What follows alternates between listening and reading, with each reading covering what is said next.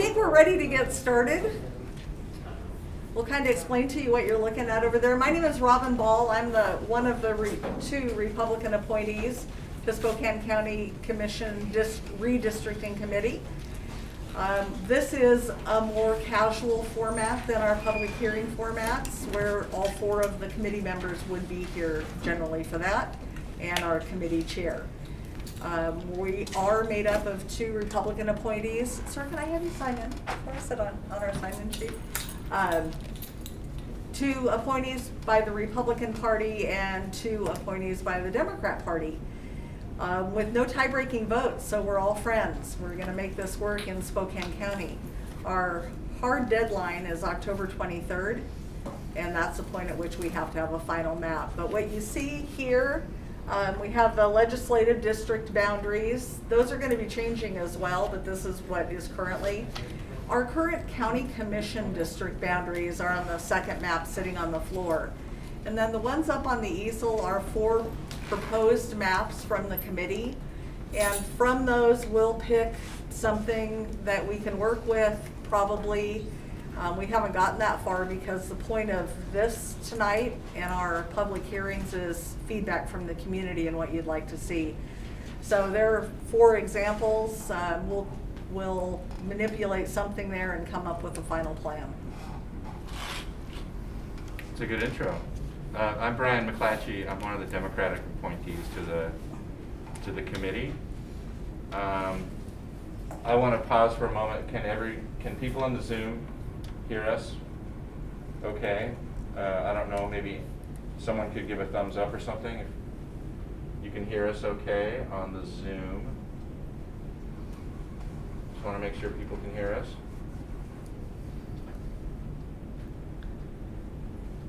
Anyone? Bueller? I gave a thumbs up, but you Awesome. can hear you. Awesome. Thank you. Good. Thank you. Thank you. Yes. I So can hear you, but can hardly see you. Can you lower the camera at all? well, we have a camera here that is going to be maybe. I don't know. Let's see. Let's do There's this. plenty of cord there. Let's try this. Oh, I hope I'm not. Well, that's better. Can you see the room now? As well. When people talk, you'll be able to see the room as the camera moves. I'll do this. There we go. It should move to pick up the voice. Well, the camera moved to pick up the volume. There we go. Okay. So we have 4 draft maps out there that we're seeking public comment on. We're in the midst of seeking public comment. And we have decided as a group that we would have 4 public hearings. We're only statutorily required to have 2, but we decided to hold 4. And in addition to our public hearings, we, all 4 of the voting members decided that we would also hold 4 public information sessions like this one, sort of a less formal chat about our process and our timelines and sort of what folks want to see as the outcome of the process. So we have a really quick PowerPoint that talks about our overview of our process and some of the information we'll be using. And I guess we could alternate if you want to, Robin. But after that, I suppose we would just stand for questions and chat about what our process is and what it is we're doing here with this weird redistricting process. So this is the second half of a presentation that our vendor Flow Analytics put together to talk about the overall process of redistricting. So I guess we can go through this kind of quickly. Yeah.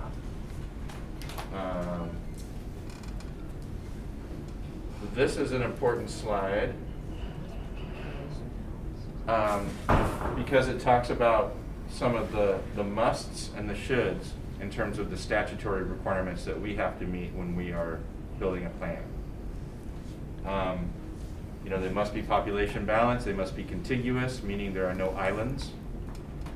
We have to comply with local, state, and federal laws. And although this is a inherently political process, it's bipartisan. but we are not supposed to use this to favor or disfavor racial groups, political parties, right, specific candidates. In my opinion, we can do that because of the bipartisan nature, right? Each side's gonna have to give a little to get a little, and what we hope we end up with is a fair process that both of the major parties can live with, and the people who live in the county can live with it. Some of the... She's got her voice on. Some of the shoulds are compactness, which is kind of hard to figure out. There's all kinds of mathematical, statistical analyses that people use to determine how compact a shape is. We should preserve communities of mutual interest. There's all kinds of ways to describe or define a community of interest. And we should preserve the use of existing natural boundaries. Now, sometimes we have to deviate from that if we need to make sure that population is balanced, or if it's just not convenient. But I think you'll see a lot of our maps have tried to use natural boundaries or, existing municipal boundaries or highways or some such as best we can. I don't know, jump in if you have any comments or want to talk at all. So we did get the 2020 census data that puts the population balance for each commissioner district at 107,852. So there is a deviation there. We can be up to 10%. We all think that we can be 5 or less. Yeah, I think in the circle, the important thing is the difference between the most populous district and the least populous district. That difference was what we talk about when we talk about total deviation. So we're trying to get them as close to equally populated as possible, but sometimes it's a little difficult. This is kind of a slide just based on some general principles of redistricting. It kind of illustrates how, if you were of a mind to do so, you could draw lines so that they're equal in population, but are intentionally diluting the votes of certain groups. Obviously, in this process, we want to avoid that. That's part of the negotiation process to make sure we're not doing that. In Spokane County, with our racial and ethnic makeup, this is probably less of a problem, but in some districts in other parts of the state, it might be a bigger problem for them to have to contend with. This just illustrates how complex it can be to think about a definition of mutual interest, communities of interest. Municipalities, neighborhood councils, school districts, all kinds of different groupings of folks that might have issues of mutual concern.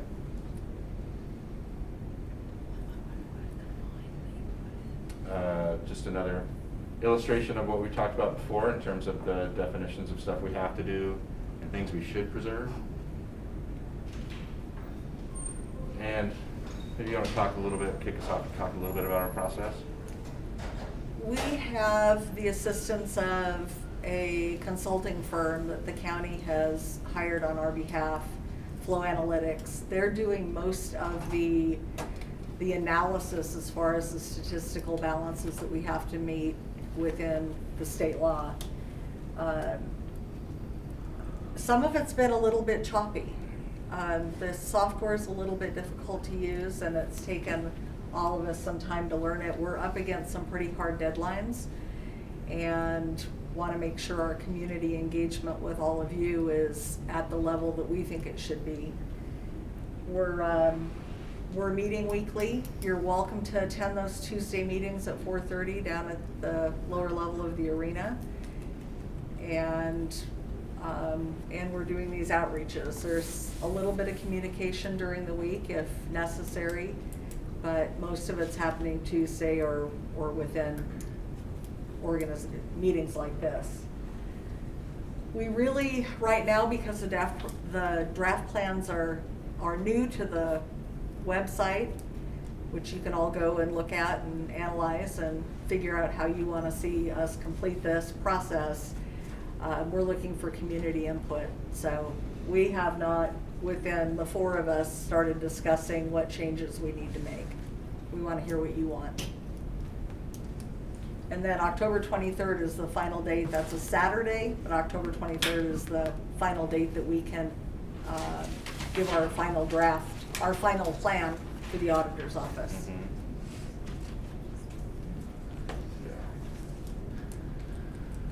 Yeah. Again, some of the things we have to do, we have to have a draft plan and one hearing about the draft plan. We're gonna have more.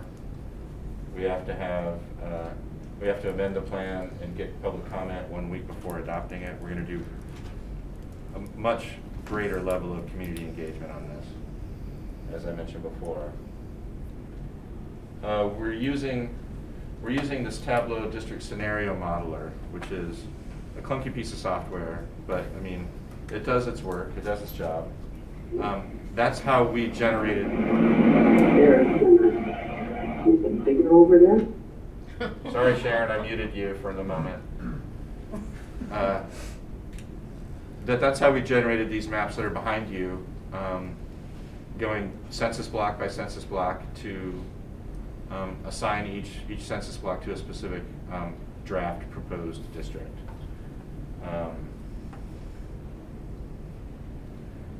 This talks about some of the data that we've used. The census numbers have come out now. When we first started working, we were using the 2019 American Community Survey estimates. The Census 2020 numbers have finally been loaded into the modeler, and we're able to use those numbers now, so we know very precisely what our populations have to be. Lots of other information gets thrown into the modeling software too to help us understand the characteristics of the districts that we're trying to draw. I don't know, we get a breakdown of the population of each district, the ethnic makeup, we can break it down by school district, we can look at fire districts, we can look at all kinds of different jurisdictions and slices of the county so that we can figure out what makes most sense as we're drawing the districts. So here's the important slide. This is our timeline. And this is an early draft. Yeah, this is the one that still has the wrong dates on it. Yeah. The final date is still correct, Well, isn't it? no, this says 11/9. Oh, yeah, But right. in any event, the public hearing dates are correct. We have a public hearing date on September 24th. We got the official census data earlier than this, 9:30, which is good. We do have a current flyer over here that has our upcoming events, both the public hearings and another information session that are all updated dates. I'm gonna go to see if I can go to the website here and pull up the actual Robin, timeline. could you explain, we as and for factual purposes, we as a county decided years ago not to do this, and it was a mandate by the state Supreme Court. Can you kind of go over what the reasoning behind all that was? I can a little bit. So we had voted to maintain 3 commission districts. The state legislature passed a law based on population. If you're in excess of X population, you have to go from 3 to 5. It's not just Spokane that's being impacted by that change. That was, that ended up being a bipartisan bill to approve Spokane County and others to go to 5 commission districts. So it started there. There was a lawsuit filed. That's what pushed it into the court system. But here we are, we're gonna do 5 districts. Okay, So thank you. that's where that happened. The other change for all of you to know too about the final outcome of this is commissioners are voted upon within their district, but elected at countywide. That won't be the case anymore. These 5 commission districts will be elected, much like city council is elected within their city council district. So it will be commission districts that elect their particular commissioner. And that won't go countywide. Thanks. That's a much better timeline with accurate dates. Yeah.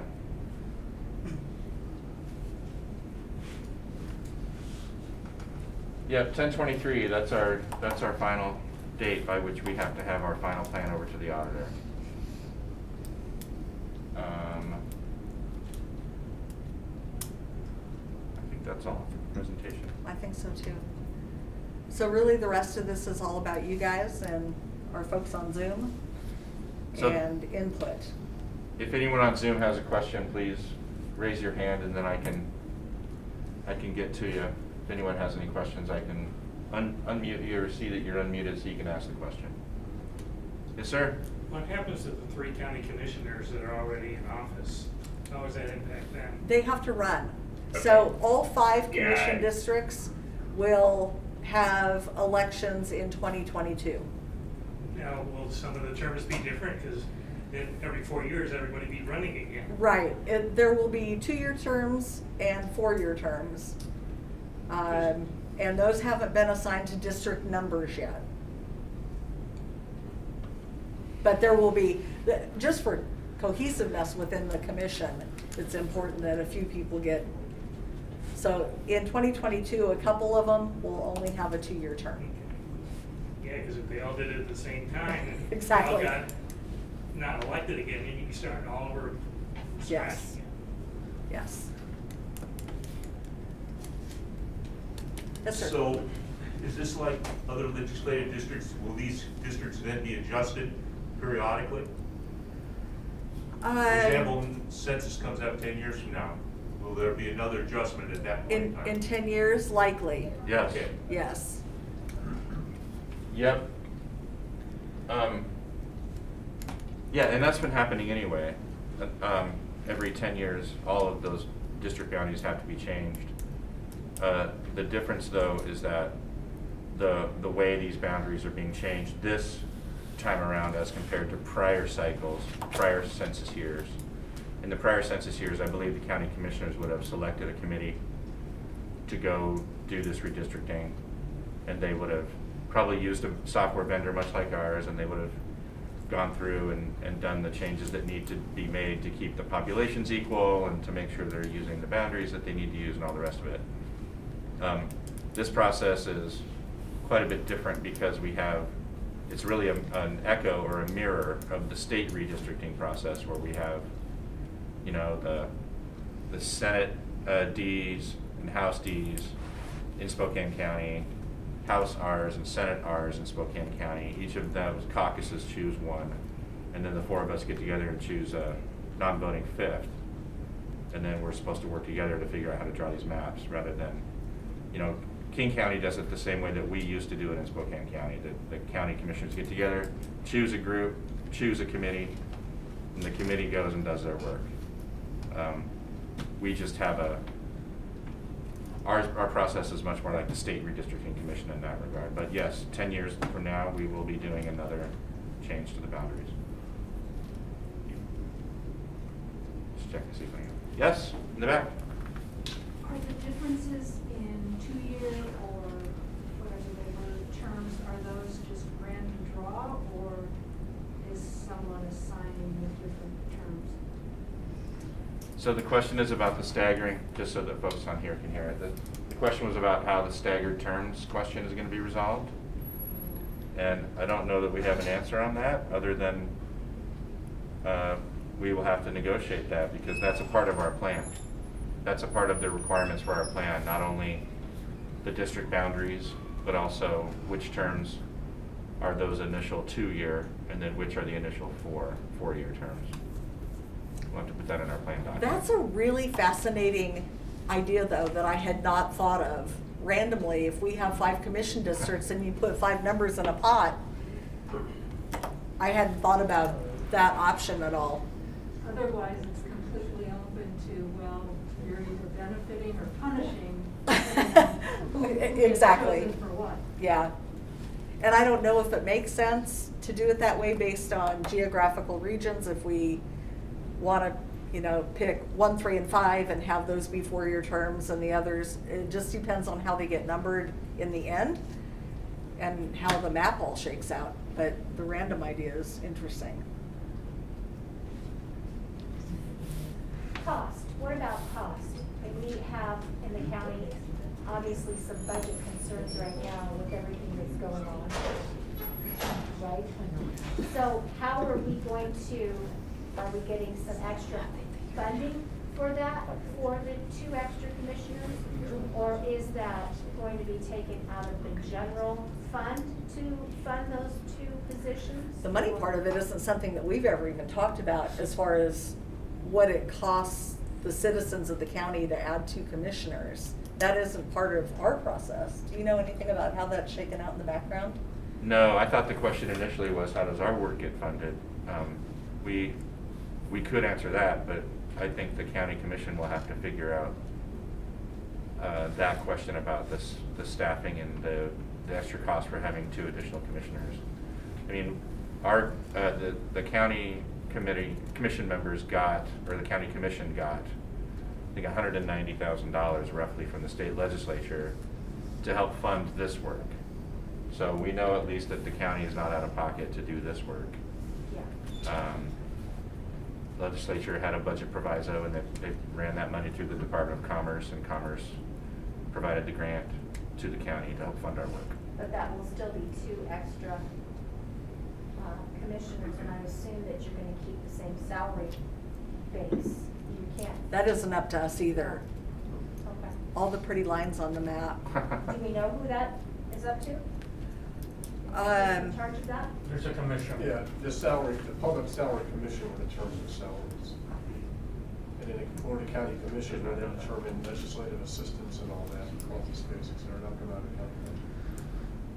Yeah, I have to admit, I don't know what the staffing currently is. I don't know how they do their staffing at the county commission. Michaela Kelso, you have your hand raised? Michelle, sorry. Yes, no, it's fine. In case I break up, I will post my question in the comment. Oh, There's a bad echo. okay. My question was, but I was unable to dial in until, have you addressed how the eventual maps will only get picked? I know there's a period of input, but will there be like a decision matrix where you guys say, okay, this makes that sense and this makes sense, and because of that, we will pick this map, or will you just say, okay, we pick this? I would not guess that we're going to pick any of the 4 maps that have been presented, but those are kind of templates to start building on together. I'm sure that we can take a look at all 4 maps as a committee and go, well, I like this, and I like this, and I like this from the different maps, and then institute those changes onto one map. Specifically, not one of these will get picked. The idea is that you can give us input on what you like and what you don't like about our current proposals.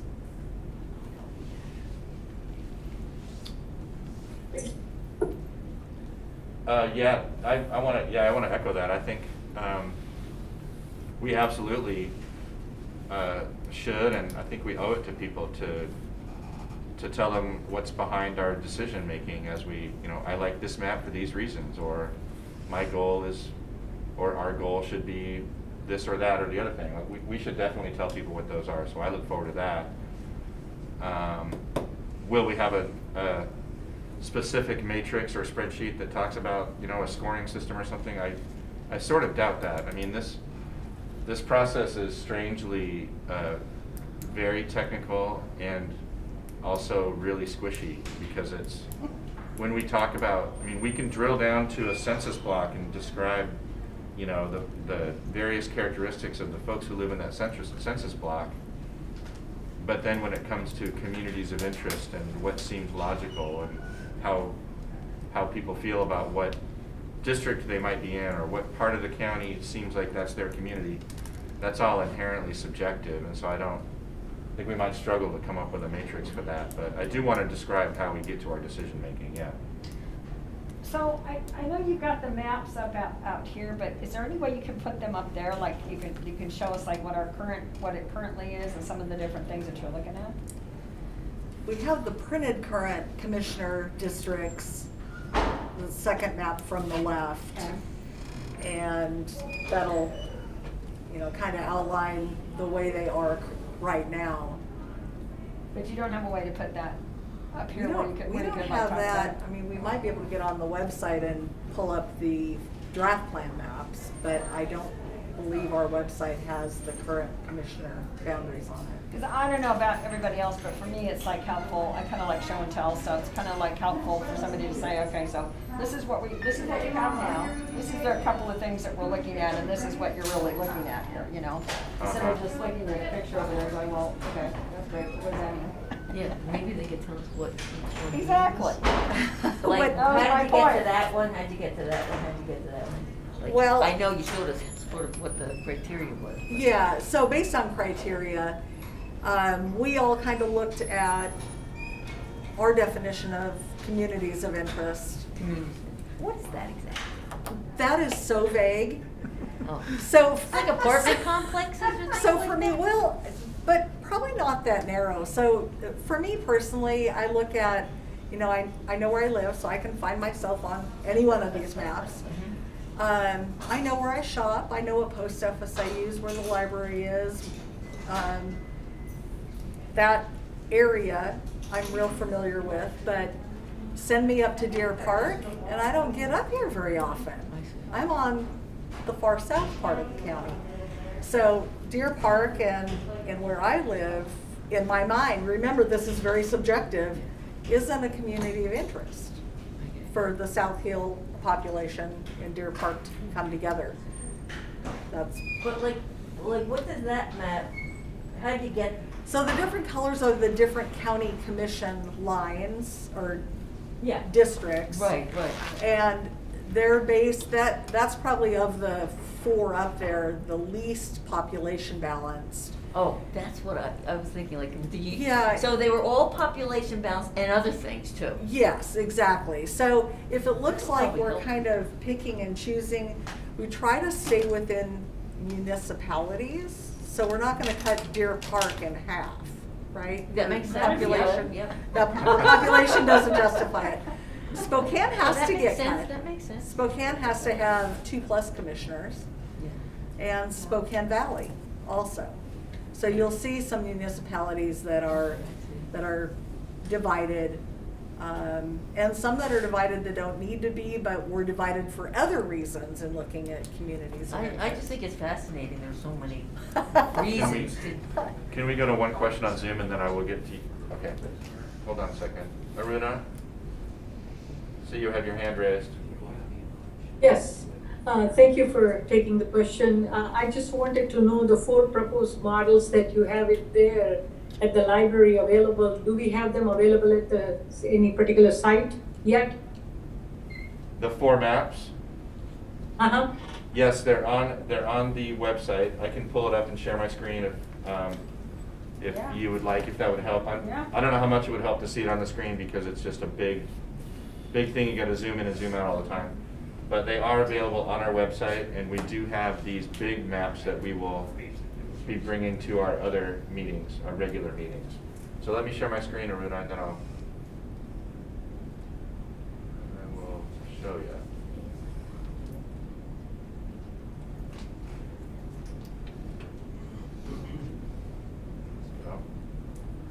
So this is our website, and you can see at the very top, click here to review the draft redistricting plan. Right, this is at the very top of our website. And when it comes up here, There's some narrative introduction here that talks about what our process is and everything. Our timelines and our meetings, public events, public hearings, etc. Some of our requirements. And this is a quick narrative of describing what each of these maps do, or how they, and these were written by us, so it's sort of like, here's kind of what we were going for. But below that, you can see the maps themselves. And again, it's a little bit clunky to navigate because it's a PDF. But you will be able to see all of the maps in order, A, B, C, D. And after that, this is probably the most important part. After you get past scenario D and some data, you will see kind of zoom in of each district. So, trying to find the key here. Here we go. So this is scenario A, District 1. Oh. So when you look on the wall here, if you find It's scenario right. A, I It's don't over remember that which way. one's It's to the which. right. It's, yeah, Little- it's the green, this shows a blown up view of the green section of that map. Yeah, so But then, that's all available online. right, when you look at the website, you'll be able to see where the boundaries are. For example, you can see this is, southern edge is 29, uses the river here as a boundary, and up to Wellesley. So these detail maps are going to be really important as we. Gotta mute you again, Sharon. These detail maps are going to be very important as you try to figure out kind of what was in our head as we threw these proposals out. And I guess the other thing I want to say about these is that they were all intended to be starting points for future negotiation and discussion. None of us thought that any of these four was going to be the one that we all said, yes, that's the one. We all intended to put them out there to stimulate discussion and negotiation. Yep. Or you said, you were first. I appreciate that. You guys got a very difficult task ahead of you. Spokane is a rural county by nature. And we have 13 municipalities, our biggest being Spokane City, our smallest down around some Deer Park and some of our smaller cities. And we have a couple of towns. It's important looking to county commissioners. Our cities and most of our towns have mayors, they have governments, they have councils. For our rural area, which is the majority of our county, the government is the local government, which is our Board of County Commissioners, our executive branch. So I think it's important is for input as you're looking at this. Yep. It's important that county commissioners signify that demographic. So, for example, Spokane City, which is large, 2 county commissioners sounds appropriate. But for the rest of the rural county, 3 county commissioners is probably more appropriate because that's what we need for local county government. So as you're looking at numbers and you're looking at demographics, I know you have the population numbers, communities of interest, the contiguous lines, the boundaries, but one more thought in there is that, you know, we are by nature a rural county. And that government is the local county, the county government. Yeah, that's a good point. I'm glad you bring that up because to me, when we're looking at this, we're trying to figure out how we get a balanced group of 5 that represents the county, right? And when you take the population of the city of Spokane, 215-ish, 20, population of Spokane Valley, 97,000, something like that. I mean, those 2 municipalities, they represent something like, I don't know what the number is, I'm not super great at math, but 60+% of the county population is in that area. 58%. I'm sorry? 58%. 58? Great. So then if we add in, thank you. So if we're talking about, you know, Airway Heights, right next door to the West Plains, Liberty Lake, right next door to the valley, you know, we talk about that urban core that stretches from, say, Liberty Lake to, you know, Airway Heights, and then add in Cheney, which granted is a small town, so, you know, we have to take those city versus town sort of things into effect too. You know, we're looking at 60% of the of the county is in an incorporated or urban or suburban environment. So those folks need to have their voice too. So in balancing those things out, that's a big chunk of our task. But I'm glad you point that out, because just looking at the map and the geographical spread of it, man, it sure looks rural. Yes, I have a couple points, but and then I can get to you. if you want to. first Okay. one is District 1 on one map isn't District 1 on the other. Is there a way you could standardize that the North County has the same number, South County has the same number, the Valley has the same number, and the city? No, their districts have the same numbers for each? I wish we had been that That organized. was very random. That's a great idea. I don't know that we can jump back in now that we've published the draft plan and fix it in the draft. Okay. Hopefully it will, Yeah, I mean, I think for me, the difficulty is, I mean, I don't remember which one that is. I think that's A all the way in the end, on the right-hand side. Yeah. All right. So here's an example of how that gets rough, because map A has 2 north predominantly rural districts. I think I could say that with just as a descriptive statement. And the other 3 generally have 1 north rural district, more or less. So which of those 2 in map A would be District 1 and which would be 2? I don't know. It's just weird how it worked out that way. These are all for illustration and kickoff of discussion type of purposes. and they But did, ideally, yeah. I they would did love- all start with another template that was provided to us from Flow Analytics, and we worked off of those. Okay. At your regular meeting about 2 Tuesdays ago, you identified what the objections that you had on the maps. I would like to point out some objections. Map B has the Cheney School Districts in 3 county commissioner districts. It should only be in 2 at most. The population of the Spokane Valley, according to the US Census, is 102,000. My problem is map B has split it up into 3 county commissioner districts. That shouldn't be like that.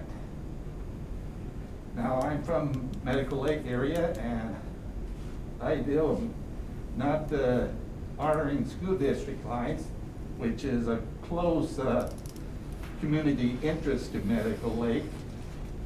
Splitting small school district lines is, to me, is totally wrong. School district lines should be preferred instead of using city lines. And I'll leave that unless you want my analysis of how they would do in an election. No. Did you have something? Yeah, I'm just curious, you've got 5 districts. Was there any talk of having 4 districts with 1 position at large? And as this is set up right now, is there going to be a president of the commission?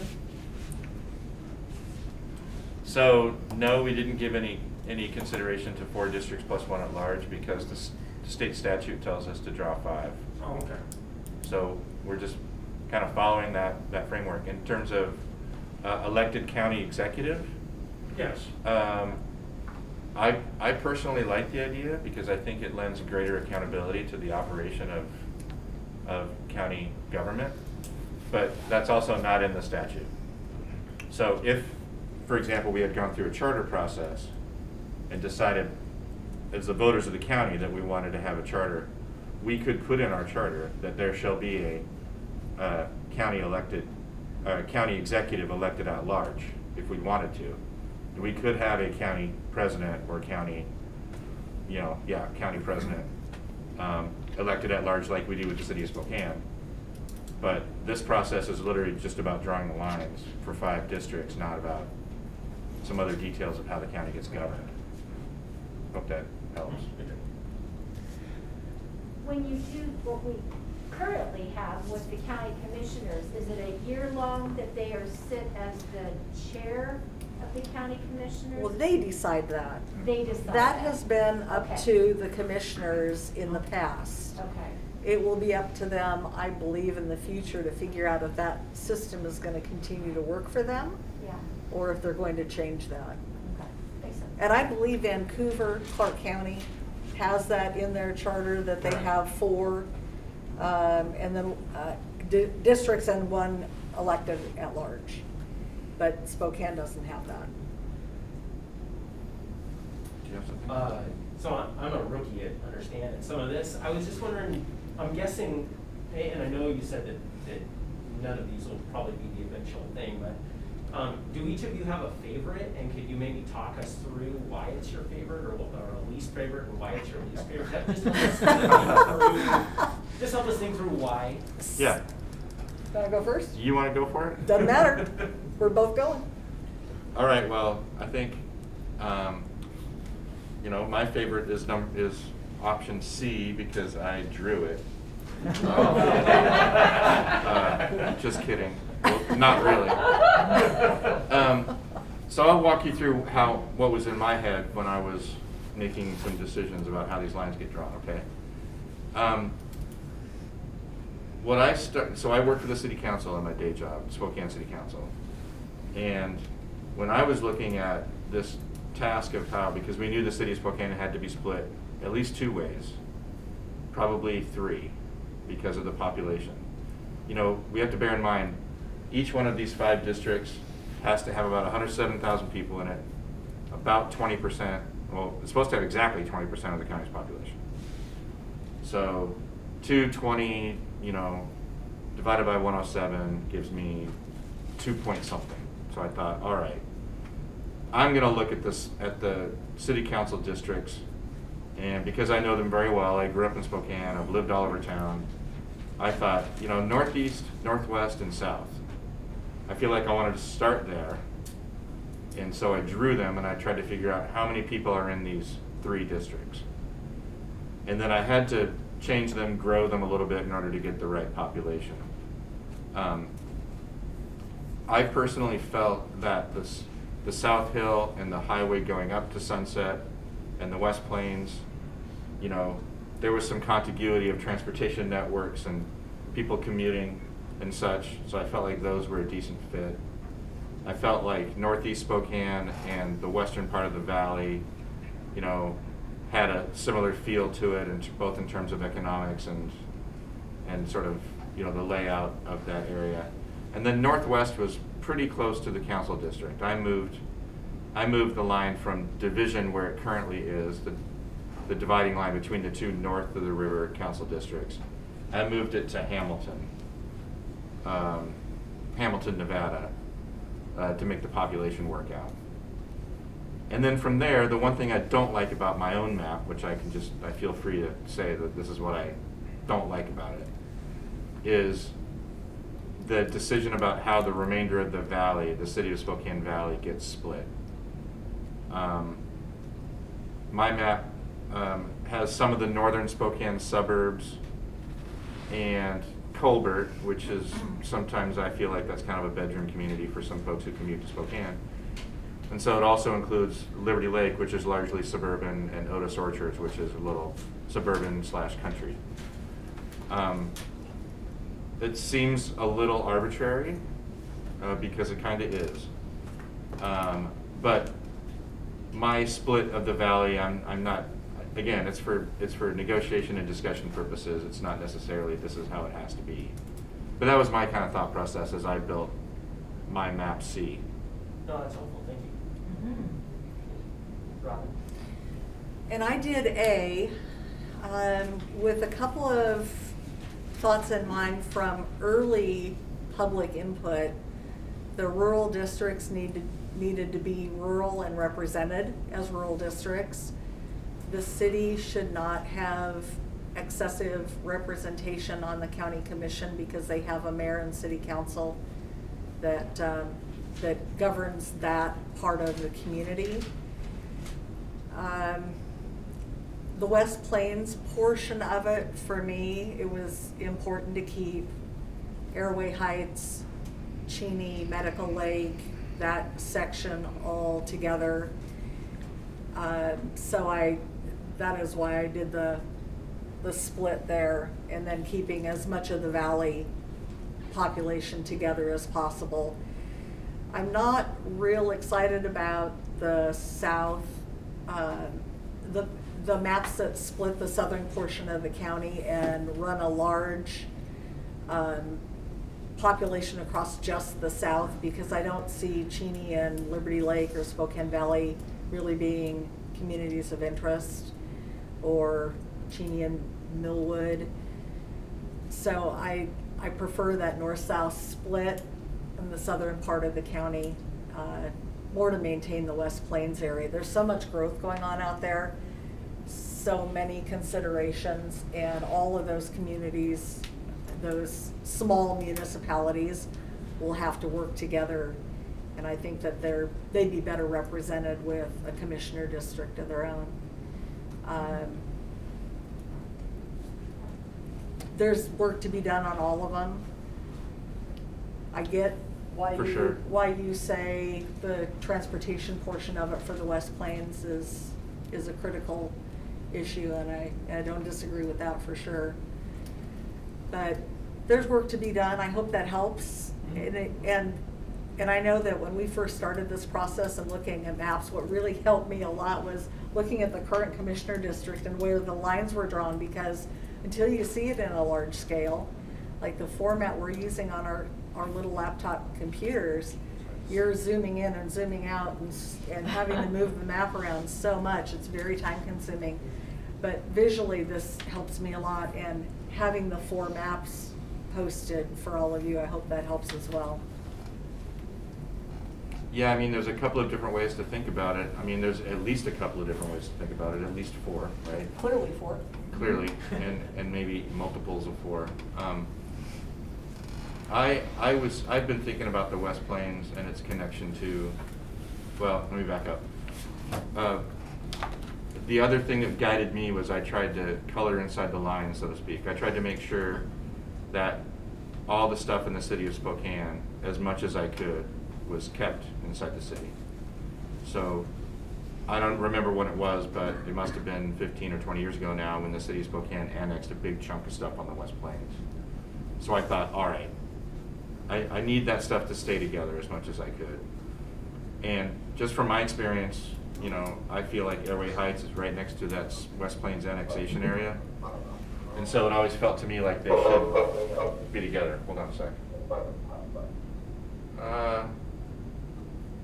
Daniel, I don't want to have to do this, but I feel like I have to mute you.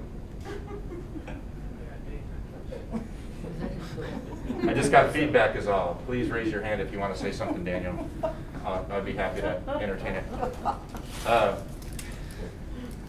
Yeah, so I felt like Airway Heights and the West Plains area kind of needed to stick together. And I sort of felt like Medical Lake and Cheney were a little bit further south. But again, there is an arbitrary value to some of these decisions, for sure. Was there one hand in the back? I'm sorry. This obviously incorporates the current census information. Were you able to take any time based on the development that is happening to kind of crystal ball where some of that development might take place and incorporate that, or will it just play catch up when it's redistricted in 2030? I think that's a great question. And I don't think we really had any growth trend information in the modeling tool, did we? Not that I recall seeing. We're supposed to look at total population as of the census data release, not voting age population, not turnout. You know, we're just supposed to do total population. And we can see how things have changed in the past 10 years, but to look at some trends. But I don't think that was really in my head, or we didn't have any information from the modeling tool that told us where growth trends were happening. We can see them anecdotally. I mean, you know, I live in Kendall Yards. Like that didn't exist. My house didn't exist, you know, when we did this process last time. That neighborhood didn't really exist. The West Plains, Somebody has their hand up. yeah, the West Plains No questions. is growing like crazy. I mean, we can anecdotally see where it's happening. We see that the valley grew faster than most other parts of the county, but you know, because we're supposed to take a snapshot of population, that's a little bit tough to pull out the crystal ball. So Jim, the answer is no. I don't believe we did. When I checked the census in city, I was able to get the population, but if the city has less than 10,000, it did not give me any information on that.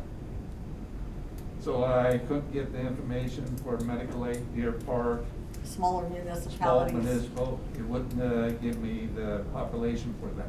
Only to those above 10,000, which was Cheney and Liberty Lake.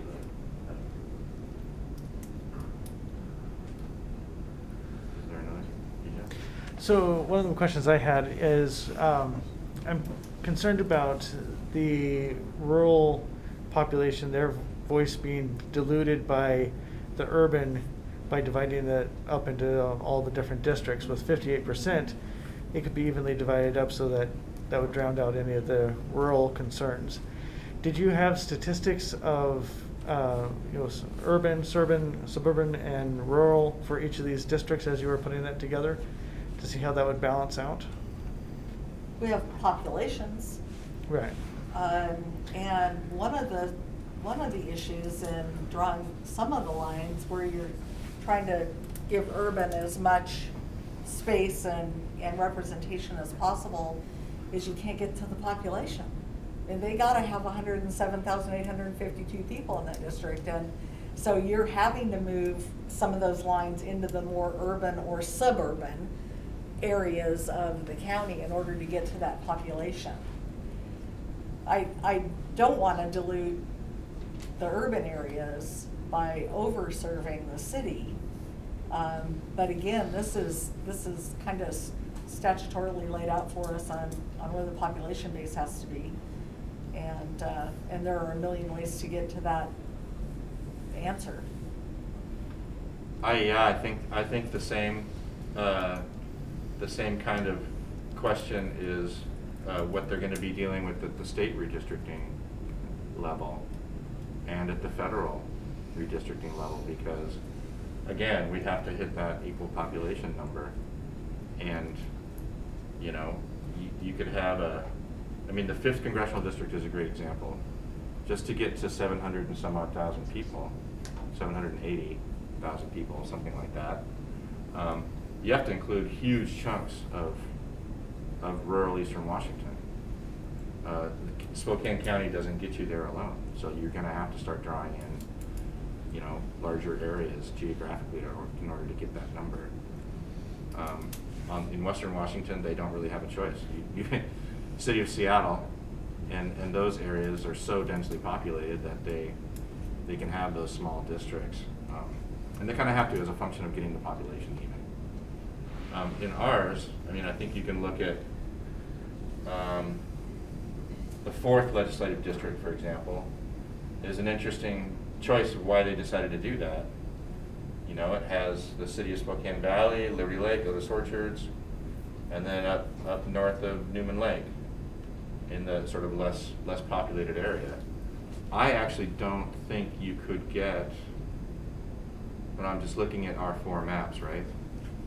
I think in order to get the north rural area to balance out at 107,000 people, you have to grab some either suburban or urban areas, and I think all of them do that. I think all of them incorporate either northern suburbs or a large portion of Spokane Valley or Liberty Lake. So virtually, I'm just eyeballing them here. With the possible exception of D,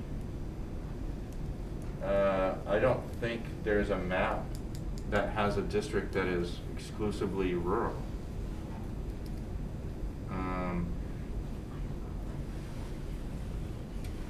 I think it's too hard to get to the population requirement. Yeah. Let's see.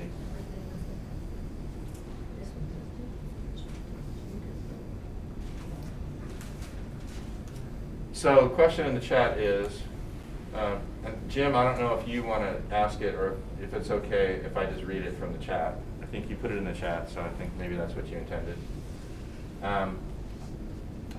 What work was done to make sure we have competitive districts as politicians that have to work to get elected are more responsive to their constituents than ones that never have to worry about being unelected? I think that's a good question. That's a fair question. So there's publicly available data that tells us what the voting history of each precinct is. So we can use publicly available data sets to show kind of how these districts will shake out or have voted in prior elections as a guide for what the sort of quote unquote partisan lean of those is. So I think we probably all at least took a glance at what that would look like. I don't know that it was the deciding factor in drawing our lines, but I think early on, and I heard this from Robin and I totally agreed with it, is I think our goal here overall, zooming back, is to get responsive government at the county commission. Now some folks believe we currently have that because they agree with the county commissioners, but I think countywide, even an unpopular Democrat gets 40% of the vote, and a popular one gets 48 to 49%. 0 Democrats on the county commission because we elect our county commissioners at large, and the voting at large in the county is 53, 4, 5% Republican and 45% Democratic. So by going to districts, we will have more competitive elections by nature because we're not electing at large. And we will have more responsive government, I believe, because of that. Does that mean, what I hope we get to is at least one district that is as close to a toss-up as we can get it. You know, that way Republicans and Democrats have to compete for that 5th spot. Now, maybe it's 2 toss-ups, maybe it's 1 toss-up. I don't know what we're going to arrive at. But I think having it always in play means that those candidates and those elected officials have got to figure out what people want rather than just sort of, you know, counting on partisan advantage running countywide. So that's what I hope we get as an end result, and and that means they will be more responsive. Those districts will be competitive. That said, you know, it's hard to find a paradigm in which I'll just say it. It's hard to find a paradigm in which Democrats are competitive in rural areas. I mean, some of these districts are just going to be runaway Republican districts because that's how you know, that's the responsive. Tom Foley might disagree. Well, I don't know, but I mean, look at the 3 districts look at all 4 of them in the rural, the north rural district. I don't know the exact numbers, but I'd be willing to bet that those are all a 25-point Republican advantage in the north. I'm just willing to bet. I guess that's what it would be. Jeff agrees with you. Yeah, and so, you know, the difficulty is going to be making sure that we have at least 1 or 2 truly competitive districts, knowing that there are just going to be some that won't be competitive. I mean, the one on the right, the green district, is not a competitive district. It just isn't. I mean, look at the numbers. That's as blue as you can get. It's not competitive. It's probably a 25-point Democratic advantage. So finding that balance is something that's really important to our work, and I hope what we result with is more responsive elected officials and a more competitive election to give voters choices about what they want their county government to be. And I Hold think on. it'll force the parties to look at candidates they're running, and maybe it will give us all better quality candidates that are running in these districts. And that will give us all better representation. If you want to know which races would be competitive, map B would have 3 competitive races.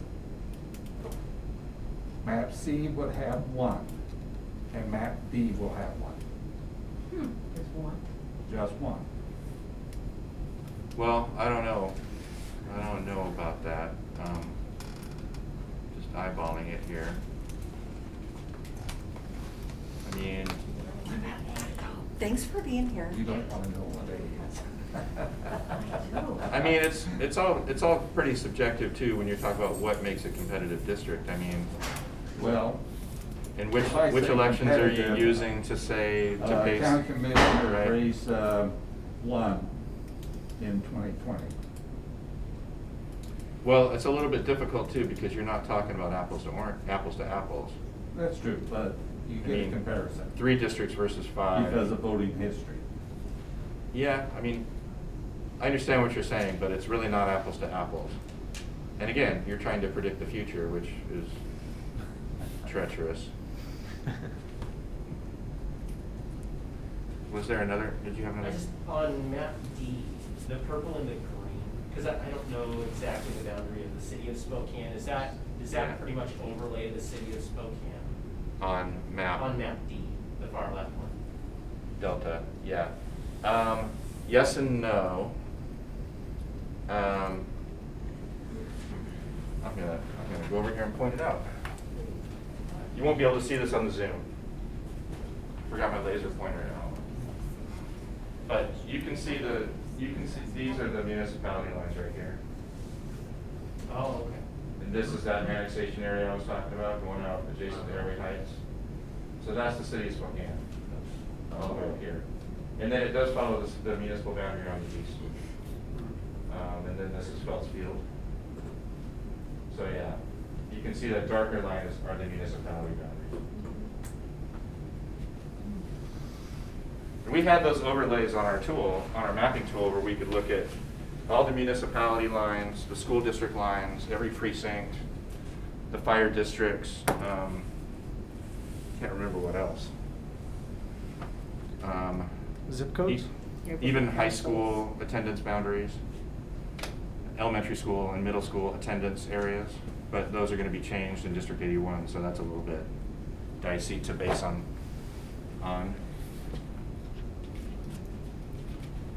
And I think when you drill down into the website, you'll be able to see those municipality boundaries a lot more clearly, especially on the district detail pages below where they show each district in each scenario. You can see exactly what street those lines are on. Thank you. So another question on scenario A and D on the north district towards the southwest corner of it. There's a little odd carve out on A and D.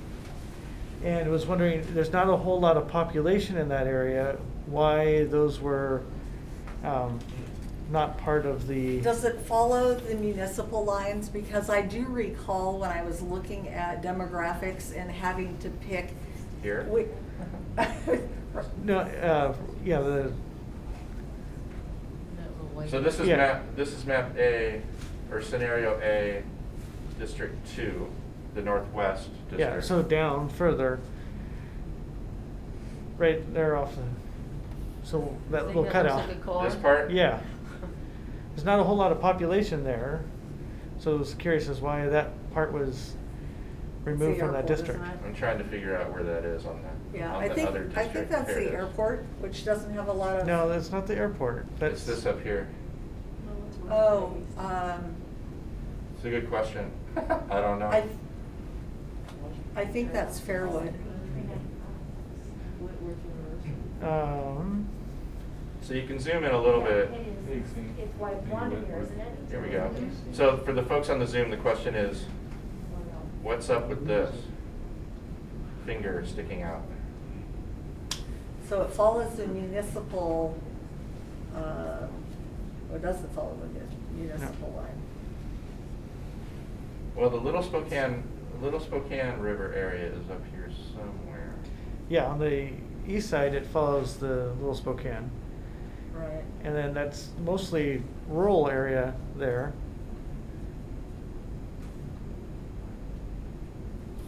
Oh. But it's kind of like that on both A and D, more so on D. Could be part of the Meade School District, because if you were using that as a defining population, that's what that is right there. Community of interest. For Meade, yeah, that's very possible. I don't know. As I know, a lot of people in that area would consider themselves to be living in the Deer Park area. They shop in the Deer Park area, or Right, yeah. I'll make a note to look at that more closely. So, I grew up in West Central Spokane. Deer Park it's not listed on this map. it's off that. Oh, it's in the next district. Gotcha. Yeah.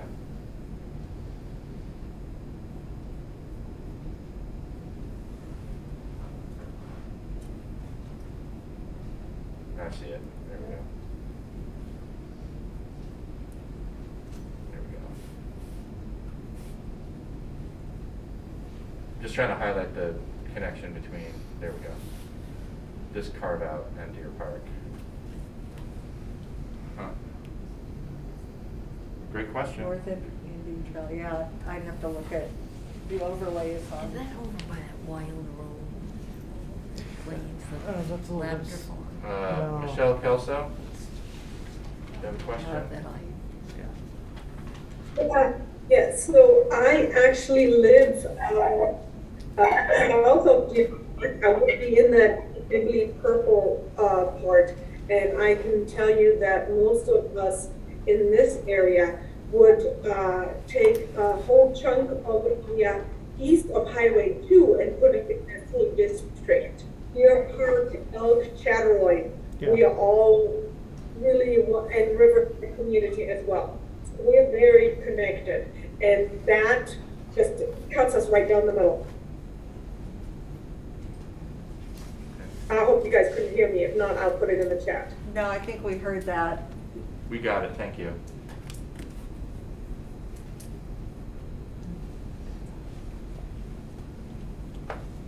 None of the other scenarios have that split. I don't think that that is of concern to her. That won't carry out through the end of the mapping process, I don't think. Well, the other, Double. yeah, I mean, not to that, but I mean, there are two maps that use 195 on the south Right, in the yeah. same kind of way. Yeah. To split the southern area east-west. And, you know, you can see an echo when you look at the current commissioner districts, I forget which one, that one. You can see that that map does use 195 in the south as a boundary for the county commission district. So that makes, I mean, it could make a bit of sense. The difficulty is the population, you know, what do you do when you get north? Because those county commission districts, I think, were based on 170 something thousand per district or something, not 107. Right, yeah. So, but I can see that there are some similarities, I think, between maybe A and D and the current lines. But again, you have to add two districts, and so that Right. scrambles things up a little bit. Other questions? Do the county commissioners involve themselves in like structuring things about business? Because I'm sure all of these districts have businesses in them. So would that be in the thought process of how to divide things up? I know most of the businesses in the city of Spokane. But, you know, there's small businesses everywhere. So is that any So concern? how much impact county commissioners have on small businesses in their district? That hasn't been a question that I've ever asked the commissioners. I was just wondering, because, you know, you would think that most of the business, like, we live up in Chattering, most of the businesses out here are small. Oh, absolutely. You know, Well, 10 employees. and you know, the comment I hear frequently is businesses within the city of Spokane, but their employees and owners live outside the city of Spokane, so they don't have a vote where their business is located. Yeah. I'm sure that county commissioners deal with a lot of the same issues, where the people impacted at that business don't necessarily live in their district. That's true. That's a hard balance for government and businesses not, where you don't have a say within the region of your business locale. Yes, it reminds me, I mean, I think one thing I tried to do, I tried to keep in mind sort of unincorporated but urban growth areas that are next to incorporated areas. Kind of try to keep them connected to the urban areas as much as I could that are adjacent to them. And I was thinking about transportation impacts.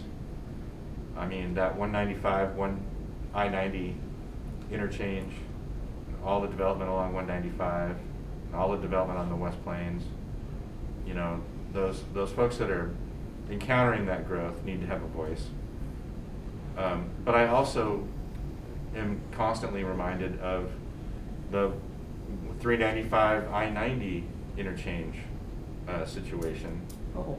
And the big impacts that has not only in Hilliard but in East Central. And then I'm reminded, you know, East Central was hugely impacted when I-90 went through in the first place and cut their neighborhood in half. So that's why one of my values too is to make sure that East Spokane, you know, Hilliard into East Central sort of have a united voice, have a representative that can help that neighborhood navigate at the county level what some of these impacts are. So in the West Plains question, I mean, a lot of those employees that commute to the West Plains come from the valley. They don't come from the city of Spokane, they come from Spokane Valley, a majority of them.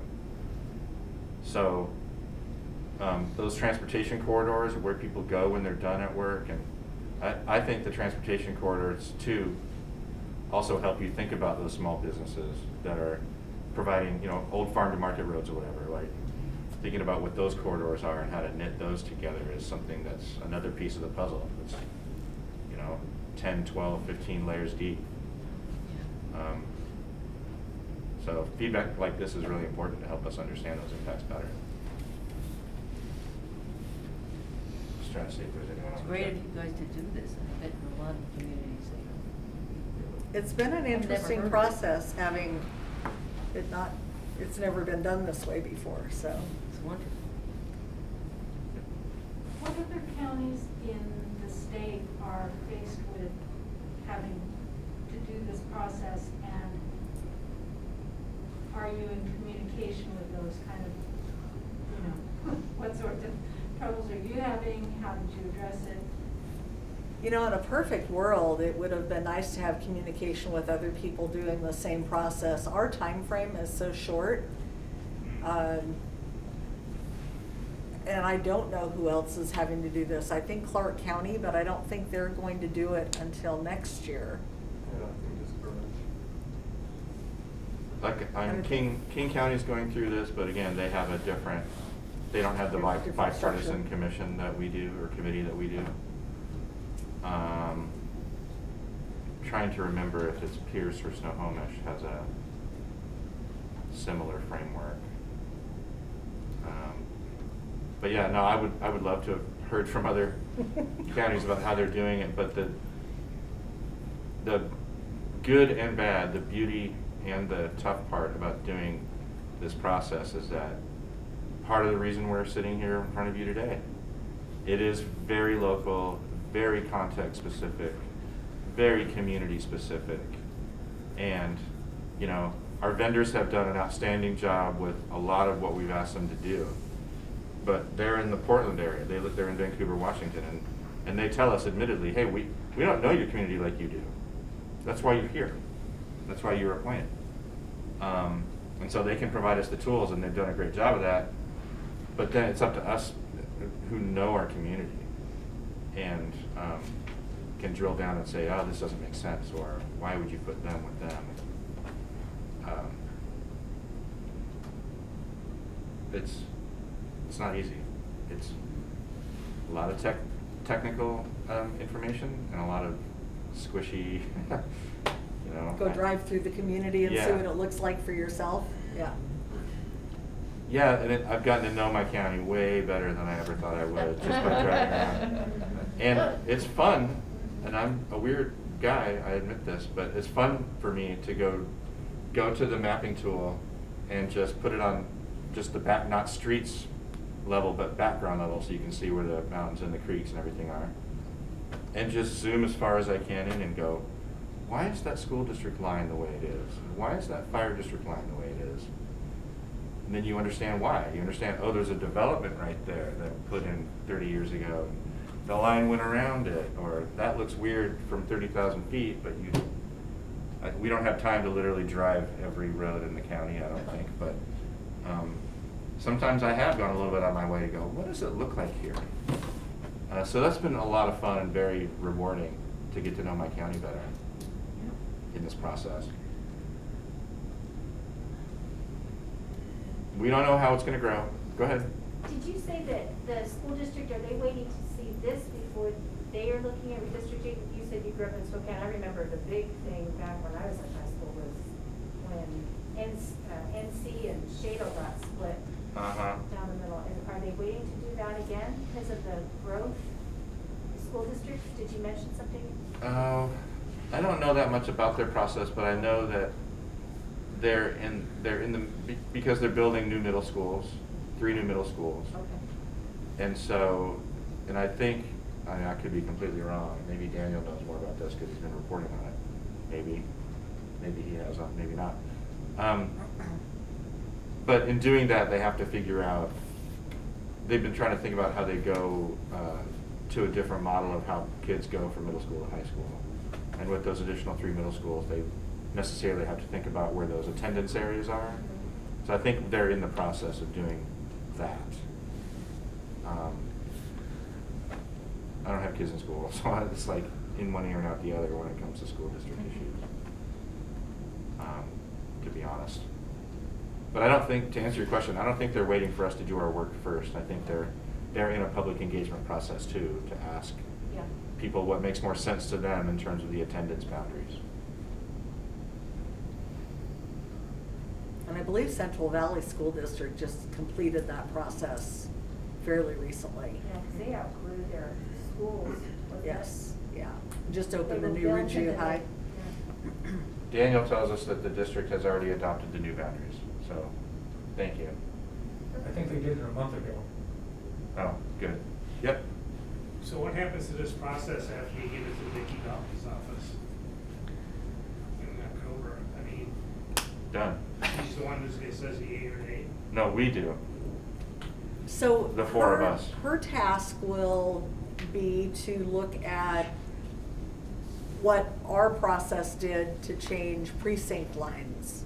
And she'll look at that overlay with precincts and look at what got split and chopped up and potentially reassign precinct numbers.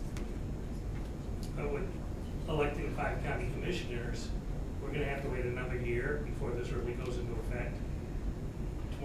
2022. 2022. Yeah, well, the election will be in 2022. Right. Yes. So they'd take office in 2023. Right. Yeah, but those boundaries will be set so that people who are thinking about running for office will know which district they're in, which one to file for in the spring, etc. Yeah, and all 5 will run. Now, is there any contingency plans if Vicki says, hey, your math doesn't work? I mean, whatever plan you choose. That's outside of her scope. And she's been participating, she's listening in on where we're going, which has been super handy for us on our Tuesday meetings, because I would say almost every meeting we've had in the last 6 weeks, we've had a question for her in the middle of the meeting, and she's been able to answer that and address it. So But the county really has no other input to what we're doing unless we have questions and then they answer. And if I can hold on just a second, our vendor does provide us the data when we look at each district to make sure that we are meeting the legal requirements. And we have an attorney who's helping advise us also about the legal requirements. So I'm pretty darn confident that we're gonna have a map that passes the legal muster. And I sure hope no other member of the public has any plans about trying to throw a wrench in the works there. But I mean, we're doing everything we can to make sure that we're having compliant maps that comply with the law. Vicky's role will be sort of administrative and making sure that those districts that we've decided on are implemented in 2022. You have to understand that the auditor office is on their timeline too, to get all the precincts redone to meet your goal. That's part of the reason why the great adjustments that they did in 2011 and 2001 will not be done this time.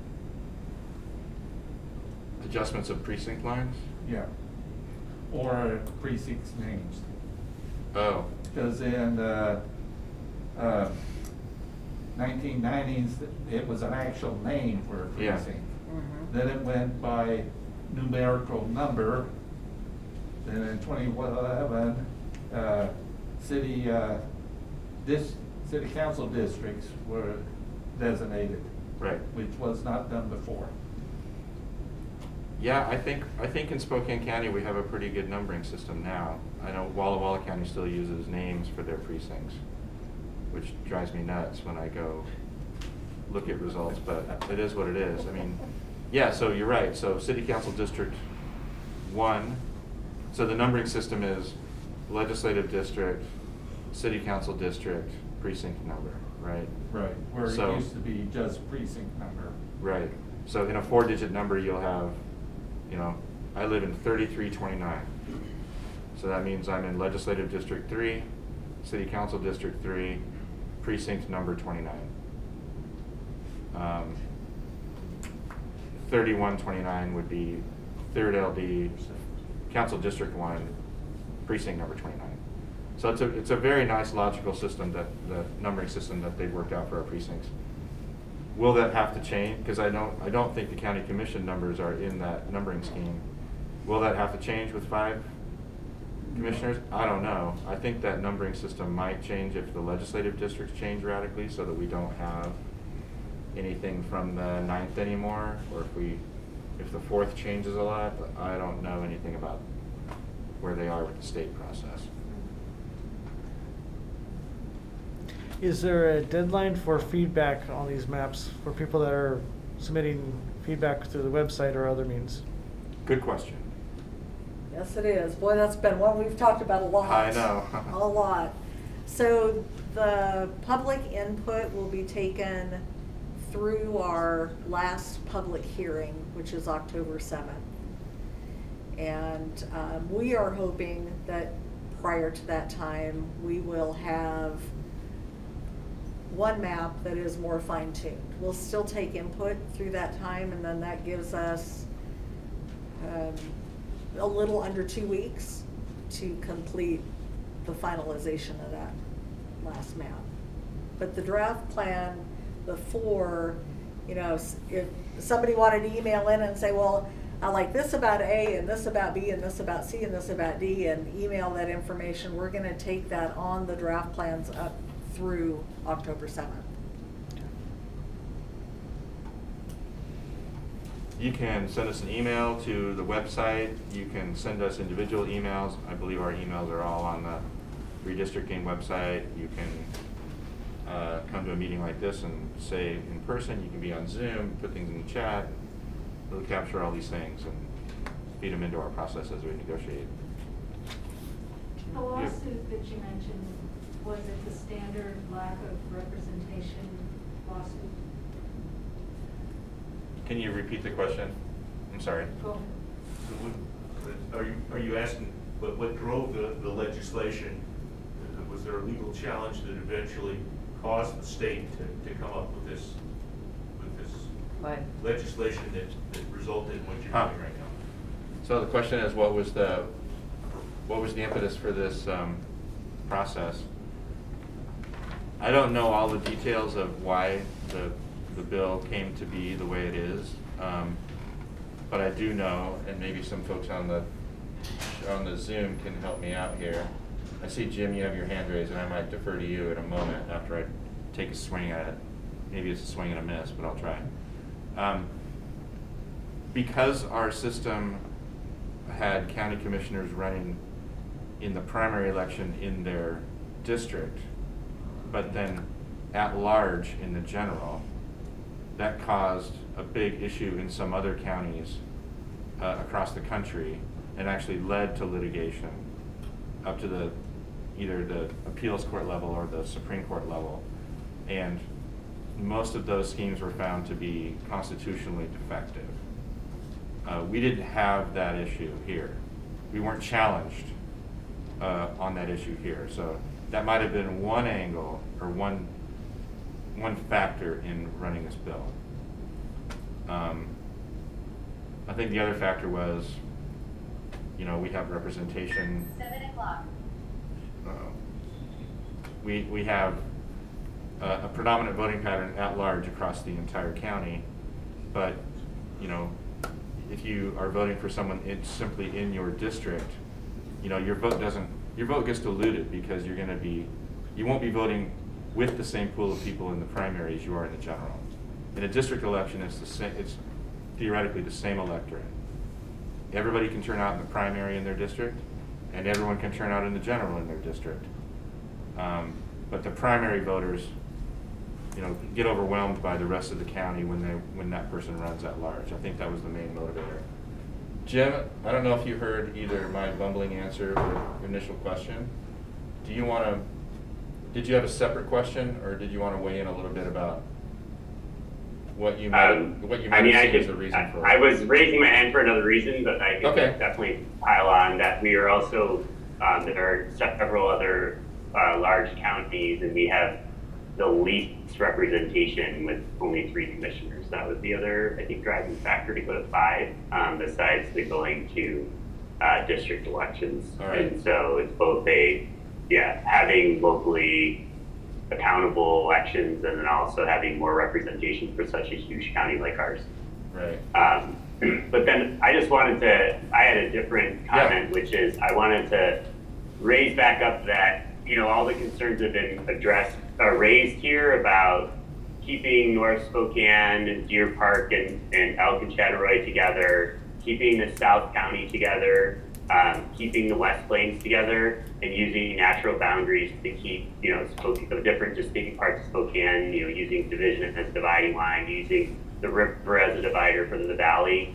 All of those things were achieved in the map that a coalition of community groups put out there that do create districts that are more competitive, that do keep populations of communities of color together in greater concentrations than they currently are, and also keep all these communities of interest together. And those were sent to you, I believe, on the 14th in a sign-on letter, and I'll post the link to that map for other people in the chat who want to see it. But it actually addresses all the issues that people were raising here about keeping these like communities together and using natural boundaries as well.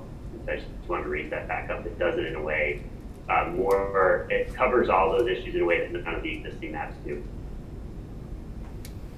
Thank you for that. I do want to pass along a question that I continually hear about that map, which I think is a really good tool, and I'm actually going to be requesting that either Flo plug it into the scenario modeler, or maybe I'll attempt it myself. But the question I've heard is, so that we can measure them against the other kind of apples to apples, I think it's important.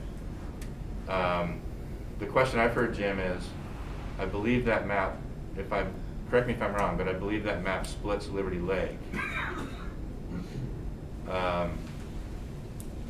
Is that true? B, yeah. What was the it splits Liberty. It splits it uses the Spokane River as the boundary, so it does divide Liberty Lake across, because of the river.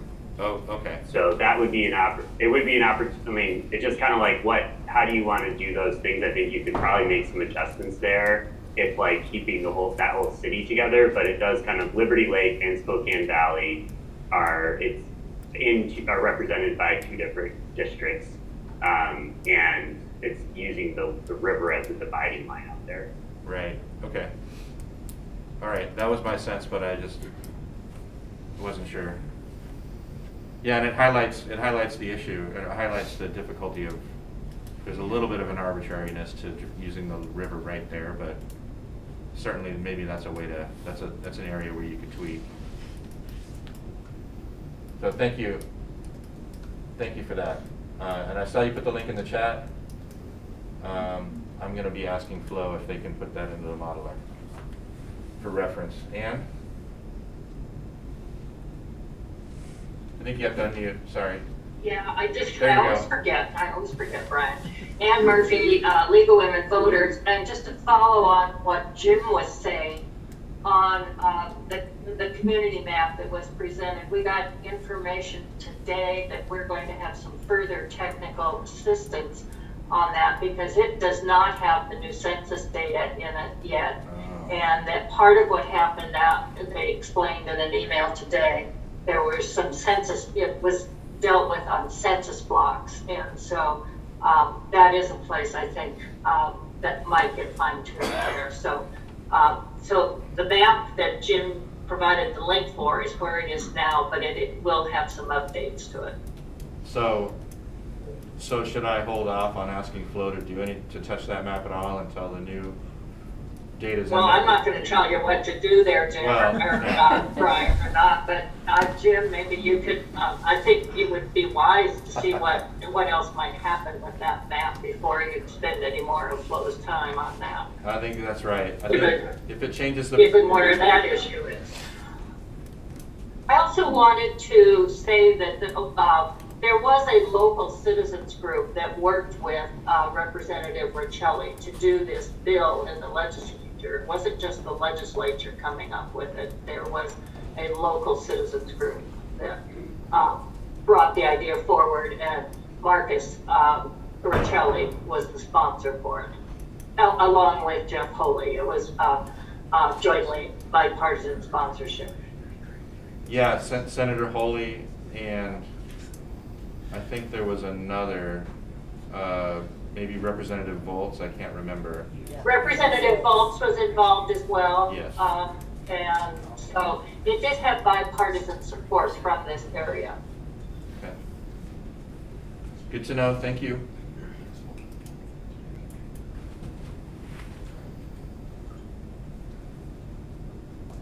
Anything else? Okay.